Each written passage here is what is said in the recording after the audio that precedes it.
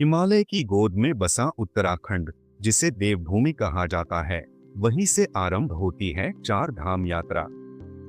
यह यात्रा केवल एक सफर नहीं है, बल्कि आत्मा की पवित्रता, भक्ति और मोक्ष का मार्ग है।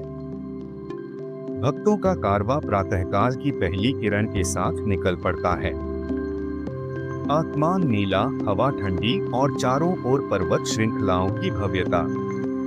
कभी कभी रास्ते में बहती नदियां मधुर संगीत सा सुनाती हैं, कभी झरनों की बूंदें चेहरे को स्पर्श कर देती हैं।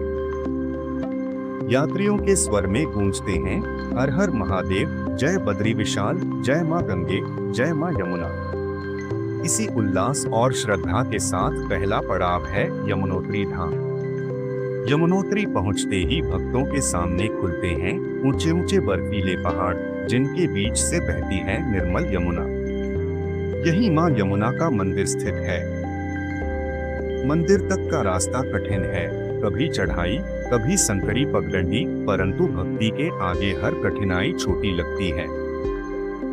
मार्ग में गर्म जल के कुंड हैं, जहां भक्त पहले स्नान करते हैं और फिर मंदिर में प्रवेश पाते हैं। मंदिर की घंटियां बजते ही वातावरण गूंज उठता है। मां यमुना के दर्शन करने पर मन में अद्भुत शांति उतरती है, जैसे सारी थकान मिट गई हो। श्रद्धालु आरती गाते हैं, दीपक जलाते हैं और प्रसाद चढ़ाकर आगे बढ़ जाते हैं। केदारनाथ के दर्शन कर भक्तों का मन पूर्ण होता है, पर यात्रा यहीं समाप्त नहीं होती। आगे बढ़ता है यह कारवां बद्रीनाथ धाम की ओर। रास्ते में अलकनंदा नदी की कलकल ध्वनि, हिमालय की श्वेत चोटियां और शांत वातावरण हर यात्री के मन को और गहरा बना देते हैं। जैसे ही बद्रीनाथ मंदिर के द्वार दृष्टिगोचर होते हैं, हृदय में एक अलौकिक शांति उतर आती है। रंग बिरंगे फूलों से सजा मंदिर और उसके पीछे बर्फीली चोटियों की पृष्ठभूमि मानो धरती और आकाश का मिलन स्थल हो। गर्भगृह में भगवान बद्री विशाल के दर्शन करते ही थकान पल भर में मिट जाती है। आरती के समय दीपों की ज्योति और भजनों की मधुर ध्वनि से वातावरण दिव्यता से भर उठता है। भक्त महसूस करते हैं कि यह केवल एक यात्रा नहीं, बल्कि आत्मा का उत्थान है।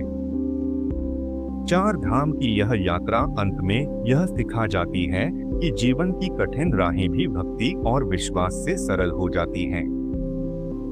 पर्वत, नदियां, बर्फ की चोटियां, सब मिलकर मानो यही कहते हैं कि ईश्वर हर जगह है, बस हमें श्रद्धा से देखना है। यात्रा पूरी होते ही हर यात्री के मन में यह भाव अंकित हो जाता है, हम लौट तो रहे हैं, पर अपने भीतर एक नया आकाश, एक नई शांति